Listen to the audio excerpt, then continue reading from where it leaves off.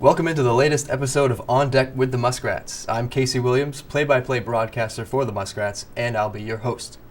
Thank you for tuning into episode 2 here on LRPA TV, and a special greeting to our newest viewers in Andover and Bedford.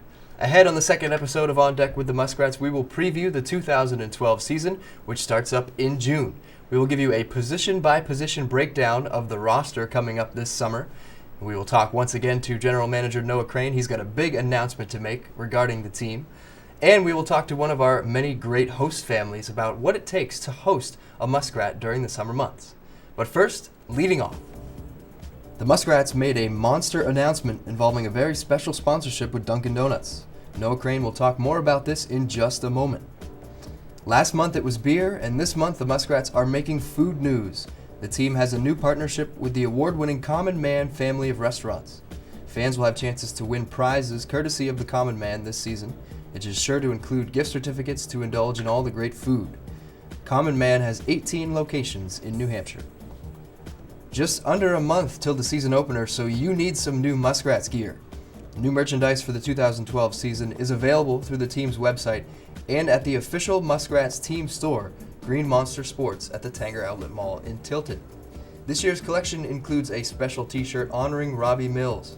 For every commemorative t-shirt sold, the Muskrats will donate $5 to the Robbie Mills Memorial Scholarship, which is awarded each year to a Laconia High School student. Also new this year, a performance t-shirt with blue camouflage lettering and a redesigned youth tee. The Muskrats gear is also available at all home games all summer long. We're bringing in General Manager Noah Crane right away here on this episode of On Deck with the Muskrats. He's got a monster-sized announcement to make that everyone's been talking about. Noah, what do you and Dunkin' Donuts have cooking up your sleeve? Well, we are going to build a replica Green Monster at the park. And behind that, we're going to have party deck, observation deck. Not quite sure what the terminology is going to be, but a viewing area for our fans, much like they have at Fenway with the monster seats, be a similar concept. But we're building a smaller scale, but a Green Monster at Robbie Mills Field in left field, just like at Fenway. 17 feet high, not exact height, replica, No. 90 feet long, so that gets out there into left center field. Right. You've got a number of local area businesses working on this, the Lakes Region Builders and Remodelers Association, Belknap Landscape. Tell us about the involvement from the community. It's really been great to see the community outreach on our behalf, particularly with this project. So the Lakes Region Builders and Remodelers Association has volunteered to help us in a number of different ways. Wow. And so we've got a bunch of businesses from that organization who have said that they would love to volunteer their time, their expertise, some of their contacts in order for us to lessen the cost of getting this built and for them to get their name involved. And it's really been wonderful from our end to have that kind of participation coming.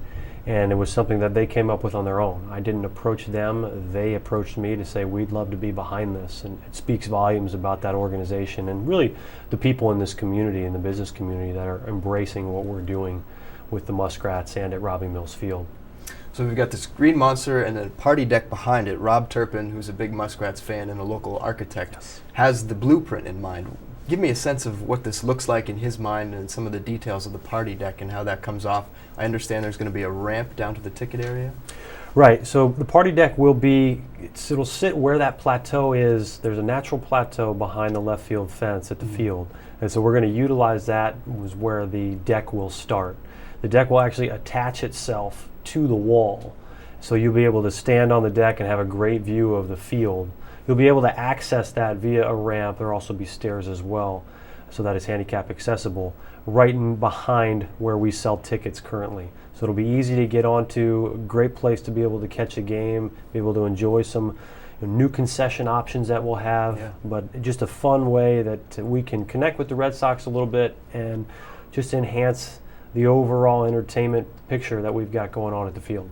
This party deck behind the Green Monster will be 42 feet by 48 feet. There'll be food vendors, as you mentioned, a counter right up against the wall, some beer concessions out there, the brand new thing. This sounds like the perfect spot to watch the game. It's going to be a place where you can get yourself a beer. We'll have all the same food options that you can get at our concession stand.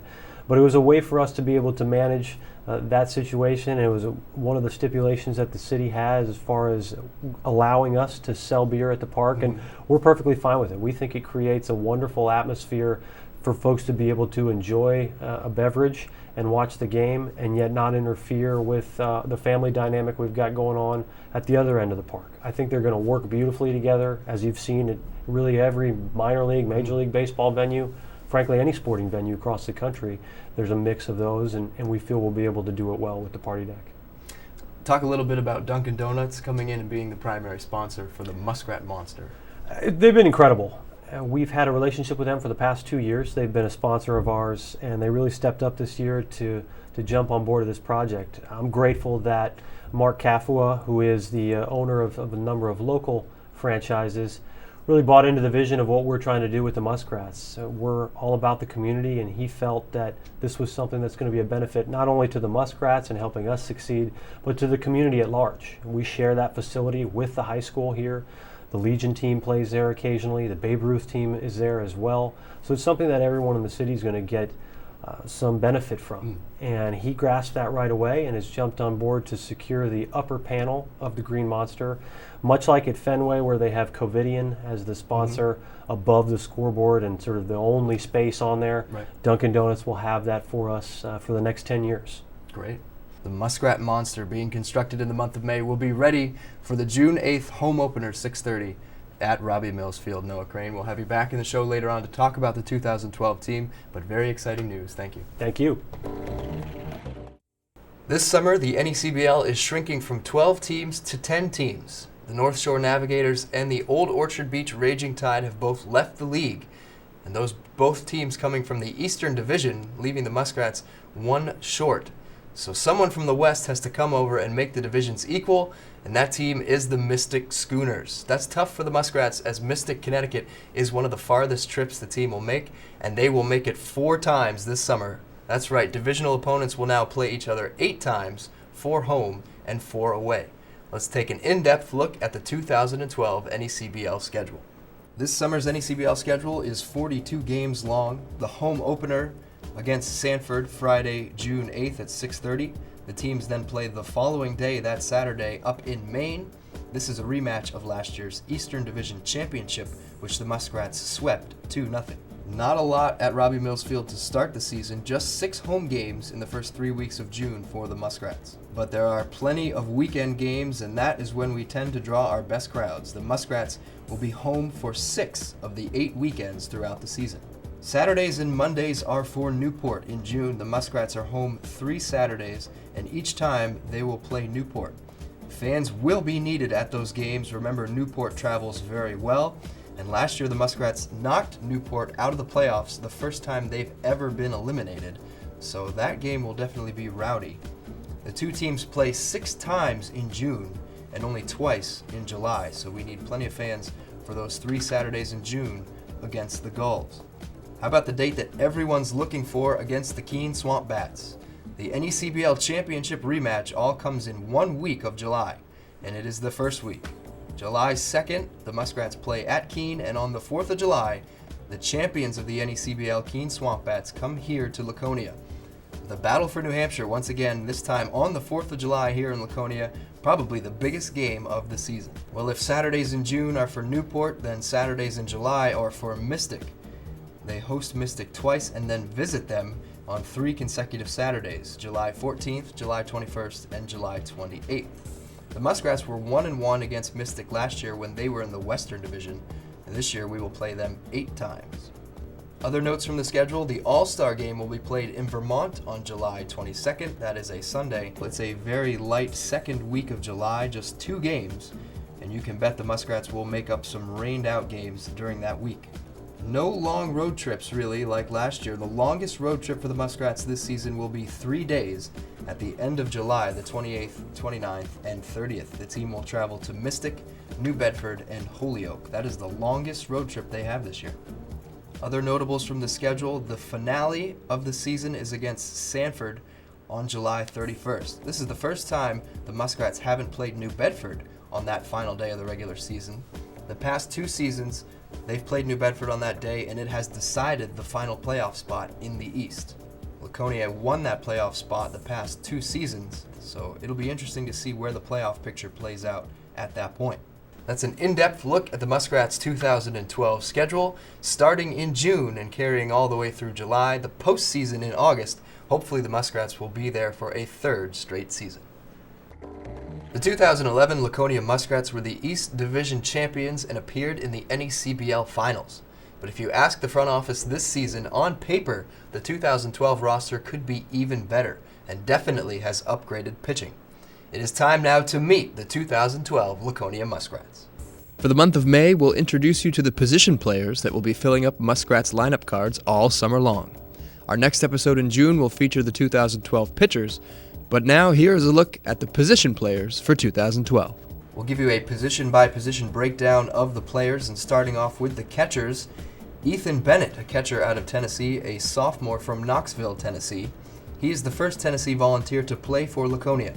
He's a sports management major. If you ask him one embarrassing thing about himself, he's got Rebecca Black's Friday on his iPod. He plays guitar, banjo, bass, mandolin, and piano, so he's quite a musician himself. He started 36 games as a freshman at Tennessee in 2011. As a catcher, that is very hard to do. He led the team that year with 7 home runs. His stats are down a bit this year, but he is slugging .357. Last summer he played in the Coastal Plains League, and he is the 2010 Gatorade High School Player of the Year in Tennessee. In the group of catchers, we also have our first returning player, Dylan Kelly, the sophomore catcher from Middle Georgia College out of Roswell, Georgia. So far this spring in college, he's hitting .301 with 13 doubles. Last summer, of course, he was an all-star for Laconia. He had 24 RBI and hit .368 in the postseason. In that postseason stretch, he had a home run and 3 RBIs in Laconia's sweep of Sanford in the East Division Championship. At one point, he led all postseason hitters with an average of .533. Definitely by far the biggest personality on the team, one of the team favorites, and we are happy to have Dylan Kelly back this summer. Corey Stringer rounds out the catching corps. He is from Flower Mound, Texas. The sophomore plays at Fort Scott, a community college in Kansas, and that is also where Muskrats pitching coach Luke Demko works during the year. Corey will look to back up Dylan and Bennett. Players on the field, first baseman Tyler Jackson from the College of Charleston. He is a junior from Bishopville, South Carolina. He transferred to the College of Charleston after playing Spartanburg Methodist College, which we know very well from former Muskrat coach Matt Williams. He played there in 2010 and 2011. He is studying health and human performance at the College of Charleston, and he has spent time as a designated hitter and has shown some power. It'll be the 2 Tylers at first base as our other first baseman Tyler Raymond. He is a freshman from Grove City, Ohio. He has also played some shortstop. He is definitely a super utility player, also spending time in the outfield. He was a redshirt freshman last year at Kentucky, this year getting his first chance to play, and in 2012 he has 2 doubles and an RBI. Some of the biggest numbers for any Muskrat coming into this summer are from Bruce Caldwell, a middle infielder at Spartanburg Methodist College. He is just a freshman from Sumter, South Carolina, and he leads the team in Triple Crown categories. He is hitting .421 with 14 home runs and 59 RBI. Those are among the league and nation leaders for junior college players. He has 14 doubles, 4 triples, and 12 stolen bases. Just unreal all-around player offensively. Second in the nation right now in home runs and RBIs. His brother Alan also played at Spartanburg Methodist. They called him the best hitter they've ever had, and now he has a chance to up his brother. He is definitely expected to be a draft candidate, but hopefully he'll stick around this summer for the Muskrats. Bruce Caldwell from Spartanburg Methodist. Another middle infielder, Connor Castellano from Vanderbilt. He is a freshman there and a native of Shreveport, Louisiana. Undecided on his major so far, he's a Cleveland Indians fan, and his favorite player is Ian Kinsler of the Texas Rangers. Favorite foods, Italian or Mexican food, and he has described himself as a very disciplined player. At Vanderbilt this season, playing off the bench in his first year, he does have 4 starts as well, some time at designated hitter and second baseman. He has racked up 2 home runs and 5 RBI, not bad for a freshman. His college teammate, Vince Condi, is also a middle infielder from Vanderbilt. He is a freshman there. He was born in San Juan, Puerto Rico. His hometown now is Oviedo, Florida. They call him Vince, Vicente, Vinny. They also call him the Wiz at Vanderbilt. He has played all season for them, starting right away. He's got homers, multiple RBI games, and a stolen base. A young player that is definitely contributing offensively. The coach says he will be big for them in the future. Good hands on defense with an accurate throwing arm, and he drives the ball offensively. He's a fan of the Miami Marlins. His favorite players Robinson Cano and Jose Batista, and he played for Team Mizuno as a freshman high schooler in Florida. Another middle infielder, the Muskrats certainly have depth up the middle, Nick Camastro from Manhattan College, a junior there from LaGrangeville, New York. So far this season, Nick is hitting .296 with 20 RBI. Nick's bio says he has good speed, a strong arm, and leadership as he is the team's co-captain. He's a 3-year starter at Manhattan College, and his brother Chris plays ball at Pace right here in the Northeast 10 Conference. Third base prospects for the Muskrats, how about Danny Collins from Troy, a college in Alabama. He's a sophomore there, a native of Niceville, Florida. So far, Danny is hitting .290 in 2012. He's got 8 home runs, 15 doubles, 40 RBI, and he is slugging a very impressive .522. Danny's major is social science. Originally, he went to the University of Alabama, where he redshirted. Then he moved to Northwest Florida State College. He was the 2011 Conference Player of the Year there, and he was a teammate of two-time former Muskrat Anthony Giacomini. Competing with Danny for the third base spot is Donnie Jasinski. He is at Southern Illinois, a sophomore from Elk Grove, Illinois. This season, he's hitting .282 with 3 home runs, 27 RBI, and 13 doubles. Donnie is a marketing major and a 2-year starter for the Salukis at third base. That's a look at the infield. Now we'll move to the outfield and a couple more familiar faces for the Muskrats. Regan Flaherty. He played last year for Laconia. Then we knew him as a Vanderbilt player. Now he's moved to Seminole State College in Florida, a JUCO college. Trying to get his numbers up, and he will be a transfer yet again. Regan is a native of Portland, Maine. So far this season, the numbers are down a little bit. He's hitting .278, slugging .402. He's got 2 home runs and 20 RBI. He was a huge part of the Muskrats' season last summer. Very versatile defensively. He played first base, outfield. He even pitched 2 innings for the Muskrats, striking out 2 batters. Turned it on very late last season with 3 home runs in the playoffs and 6 RBI, more than half of his regular season total. Overall, he hit .255, and we are certainly happy to have Regan Flaherty back this summer. Also joining Regan in the outfield will be familiar face Bijan Rodmacher. We knew Bijan as a redshirt from Cal State Fullerton. This year he's playing at Orange Coast College, a community college in Costa Mesa, California. He's still got that red shirt, and he'll be transferring to Oral Roberts next season. Orange Coast College boasts a number of impressive baseball alums, and Bijan hoping to become the next one of those. Last season he hit .277 for Laconia, and he had 4 home runs and 18 RBI, along with 7 stolen bases. He was a well-kept secret for the Muskrats, was not named an All-Star, but one of the best talents in the league when he had it going, and a very strong defender. Bijan Rodmacher most likely will be your starting center fielder for the Muskrats. How about some more depth in the outfield? Joe Torres is an outfielder from Iona College, a sophomore from Staten Island, New York. John Zizniewski won't be the only Staten Islander this summer for the Muskrats. He's a current teammate of 2011 Muskrat Chris Burke and a former teammate of Justin Wiley. So far this season, Joe is hitting .249 with 31 runs scored. He's got 11 doubles and 15 RBI. Along with Bruce Caldwell, probably the most impressive numbers of any Muskrat this spring coming from Marcus Davis. He's a utility player from Walter State Community College in Tennessee. That's a school we've had a number of players from. He's a sophomore there and a native of Cincinnati, Ohio. The Knoxville Sentinel has just released a feature about Marcus, how he is the leading hitter for the team with 12 home runs and 50 RBI in 48 games. He is hitting right now .451, and he spent a month hitting over .500 for Walter State. The team is ranked in the junior college polls for the 3rd straight year, but this may be their best team yet, and a big part of that is Marcus Davis. He was a freshman originally at LSU. He is now trying to help Walter State to make the Junior College World Series, which they won in 2006. Certainly a top draft candidate. There are rumors that he could go in the very first round, but hopefully Marcus Davis will be here this summer for the Muskrats. Current teammate of former Muskrat Kendall Keaton and England Smith, he also played with Chris Costantino. Another utility infielder, this time from Fordham University, Tim Swatek, comes to Laconia, the sophomore from Maywood, New Jersey. Has also been used as a pitcher for Fordham. He was named as an Atlantic 10 All-Conference relief pitcher, as well as a Silver Slugger as a freshman in that conference. So a two-way player. We'll have to see how he's used for the Muskrats. And then the final returning player for the Laconia Muskrats, John Zizniewski, the Ziz. You remember him from Staten Island, New York, and from Rockland Community College. He scored 6 runs in the postseason last year for the Muskrats, a big part of that late season run. Definitely a great personality to have in the dugout. Happy to have John Zizniewski back for the Muskrats.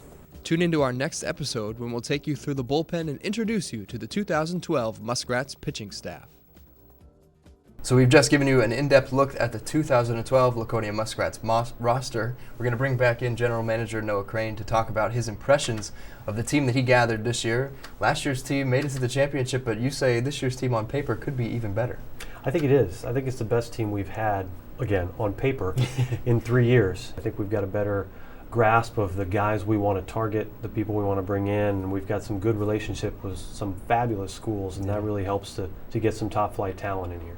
It's true. You see Walter State Community College there again, Methodist School, again, Vanderbilt represented well. The relationships are really showing themselves stronger and stronger.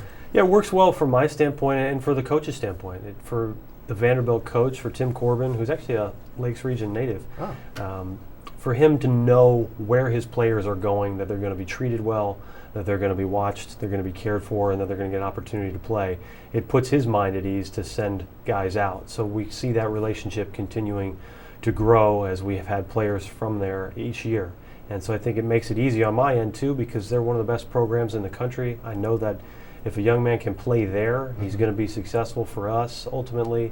And so you'll see a lot of repeat schools on our roster each year, and we'll try and sprinkle in some guys who are coming from different schools but obviously have the ability to come up and play and be part of the team. A great lineup coming to Robbie Mills Field on June 8th, the home opener. Noah Crane, thanks for your insights on the 2012 team. Thank you. Here's a new segment for you on Deck with the Muskrats. We want to turn the spotlight to our many host families that do so much for the Muskrats. I heard time and time again last season from players that their job on the field is so much easier when they can have a stress-free environment off the field, and that is what our wonderful host families provide for us. Today we are joined by a host family of the past 2 seasons, Kevin and Jan Keaty of Laconia. Thank you both for being here. Thanks, Casey. Nice to be here. You had Derek Trent in 2010, who's now with the Pittsburgh Pirates organization, and last summer you hosted Damian Magnifico, who is pitching lights out for Oklahoma right now. So tell me, what drew you to being a host family first and foremost? Well, actually, it was my neighbors said there was a men's night out at the Guilford Community Church, and that the Muskrats were coming to Laconia, and we could hear them speak. So I listened to Noah and his father, and one of the things that they said that they would need would be host families. So the next day, I think that was Wednesday, on Thursday, I sent an email and said, after talking to Jan, she said, yeah, let's do that. Our son is in the military, so he was leaving that summer, and it would just be me and her, and we said, okay, we'll take on somebody. And so we signed up, and then that was started the ball rolling. So it wasn't really that big of a decision. It was kind of a quick thought process? Yes. It was very easy for us. Yeah. Now, Derek Trent is on the path to professional baseball, and Damian is well along that path too. Do you still keep in touch with both of those gentlemen? Jan keeps more in touch with the parents. Derek sends me an email every once in a while. I really enjoy getting to know the families because I get to know their players because they're with us all the time. Yeah. And then I get to learn about the family structures, and it's nice to see where the children come from, where the young men come from. Sure. And also I learn a lot about different parts of the country because we have had Tennessee and Texas represented in our house. So it's a lot of fun to have the different attitudes that we learn. That is neat. I was going to ask, is there any rivalry? I'm sure you're both Red Sox fans being in the area, I assume. Do you welcome another team's fan into your house? Is that ever a conflict? That created problems. If you saw my house, it's well represented by the Red Sox. Derek was, I think, the Cardinals, and Damien was the Yankees. I couldn't believe he was a Yankee fan, but no, we coped well. That's good. So in 2012, you'll be hosting again. Do you know yet which player you'll be hosting? No. The Get Involved section of our website says you need a bed, access to laundry, and the occasional meal. But what does it require to host a Muskrat beyond that? An occasional meal is more like 2 a day because you've got young men that are hungry. And I feel that they need proper nutrition. We're asking the most out of their bodies, so we need to give them proper nutrition. Actually, both of them that have been with us have eaten impeccably well. They're very careful about their intake, and they have very well balanced meals. So it's refreshing to see them. Damien wanted only bottled water, so that was a requirement for Damien. But that was because he had been in Texas and had some really nasty water, evidently, at school. So, but beyond that, you just need to nurture them. They need adult conversation. They're not adults yet, and you don't need to mother them, but you can. They need somebody to talk to. That's an interesting dynamic, not being the mother, but I'm sure you had to wash a lot of light blue laundry last summer. Kevin does that. That's especially, yes, for both of them. I ended up doing it because I saw their uniforms a couple of times saying, "What did you do?" Well, I washed it. I said, "No, you didn't." So I said, "You just bring it down. I'll take care of the wash," and it looked a lot better. Are there benefits from having players in the house? Do they help with the chores every now and then? I'm certain if I asked either Derek or Damien to do anything for me, they would. I never did. I knew what they were here for, to play baseball. If I needed some help, hey, I need to move something, they wouldn't hesitate to help. But no, I wouldn't have them doing the wash or mowing the grass or anything like that, no. We felt their job was to come and play for the Muskrats. And so their rest was at home, and then they went off to play their game. That's great. I would love you guys as a host family, it sounds like. But so many players did say that that was a big thing, to come back to a stress-free environment with their host family. Do you have a favorite memory, Jan, from hosting the past 2 summers? Or some of your favorite memories? Actually, last summer, I was very fortunate. I got to throw out the first pitch. Oh. And I actually asked Damien, who was the pitcher, to catch it for me because I was comfortable with Damien. And I threw it sadly underhand, so it was kind of an embarrassment to the Keaty household that I couldn't even throw it correctly. But I had a good time, and that night also I won the 50-50 ticket raffle. So it was a good day for me on that. So that was a very fond memory. Besides, I totally have enjoyed the 2 gentlemen being in our house. They are most respectful of all our family rules, which, as you can tell, there probably aren't a lot, but they're respectful people, and they're very kind to us, and we keep in touch with them. So it's wonderful to have new friends created this way. Now, what would you say to someone who's unsure about hosting? I know every spring I ask my mom, are we hosting a player this year? Or she's a little hesitant. What advice do you have for those type of families? I'll give the first then, Jan. I would say, if you look at it of how you'd want your son or daughter to be treated if they were an exchange student or going someplace and staying at a family, and you would want them, how you would want them to be treated. If you take that attitude to a ball player and say, that's how we're going to do it, it's really easy and it's pain-free. That's good, Kevin. Well, Kevin and I have 3 children. They're 3 boys. And it's just like having another child come into the house. It's like a little bit of longer sleepover. So they come and stay with us, and they just become part of the family. We have 2 cats and a dog that adopt them just as well. So it's just, there's no reason not to take them on and help out. Great advice right here from a host family of 2 seasons, the Keatys from Laconia. Last thing I want to bounce off both of you, if I were to do a reality segment here on the show later this season, bring the cameras to your house and see a muskrat in its natural environment, is that something that you would be open to? Please feel free to. Absolutely. It would be fun. I would look forward to it. Well, we just need some muskrats here in town, and then we can work on that segment. Kevin and Jan Keaty, thank you both for being on the show today, and thank you for sharing your stories as a host family. Thanks, Thank you Casey. so much. If you would like more information about becoming a host family for the Laconia Muskrats, visit the Get Involved section at laconiamuskrats.com. Kevin and Jan Keaty, host family of 2 summers for the Muskrats. Thank you both. Thanks. Thank you. Fans, if you'd like more Muskrats, check out our social media outlets, facebook.com/Laconia Muskrats. Look for the Muskrats mailbox where you can post your questions to be read on the show. You can also get us on Twitter. We are at Laconia Muskrats, and visit our website, www.laconiamuskrats.com. That is it for the second episode of On Deck with the Muskrats, the 2012 season preview. Hopefully you're ready to cheer on the Muskrats this season. Maybe you have a new favorite player in mind. Maybe you're even considering being a host family for Laconia. All we need you to do is cheer when it comes time on June 8th for the home opener.